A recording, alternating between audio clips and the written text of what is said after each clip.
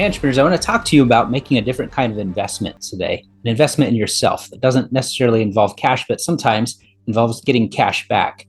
So, what I'm talking about is decluttering your mind, your space, your expenses, your roles and commitments, because when you declutter, your creativity goes up. It's just a natural byproduct of reducing clutter and overwhelm, is that your mind then, instead of feeling weighed down, starts spontaneously coming up with new ideas, interesting ways to improve things.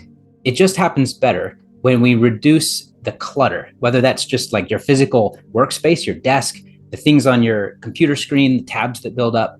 If you can declutter those things, you're going to think more clearly. You're going to have better focus on what's right in front of you. There's a subconscious effect, but there's also a practical reality of the fewer things that are distracting you, the more you have insights and ideas about the one thing that's absorbing a greater proportion of your attention at any given moment. So here's a challenge for you. I'd like you to think about, essentially do an audit of things that have built up. Occasionally, you just need to just pause for 10 or 15 minutes and audit things like the subscriptions that you're paying for, software things that maybe you've built up during this AI rush that you don't really need anymore. Cut those expenses because it declutters your expense sheet, for one thing. It buys back money that can then be creatively put towards a greater use towards achieving the one goal, the most important thing you're working toward. Do an audit of your time use. Think about the roles that you've taken on, the commitments you've made, things that you fly to and spend time, energy, and money getting there via plane. Ask yourself, is this worth it? What would happen if I cut out some things? What's no longer necessary?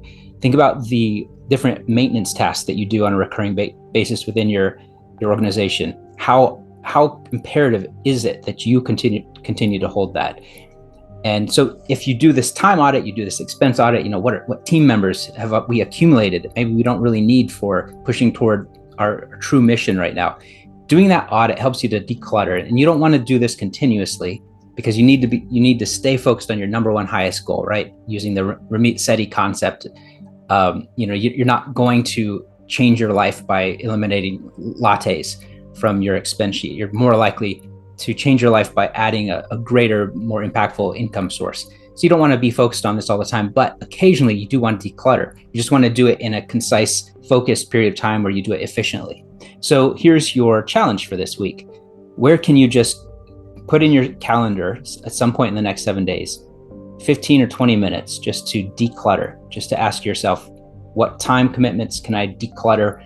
What physical environment things have built up that I could declutter? What expenses have built up that I could declutter? And then make an action plan, assign, delegate, or create another time box at a different time to go and just quickly remove some of those things. I'll talk to you again soon.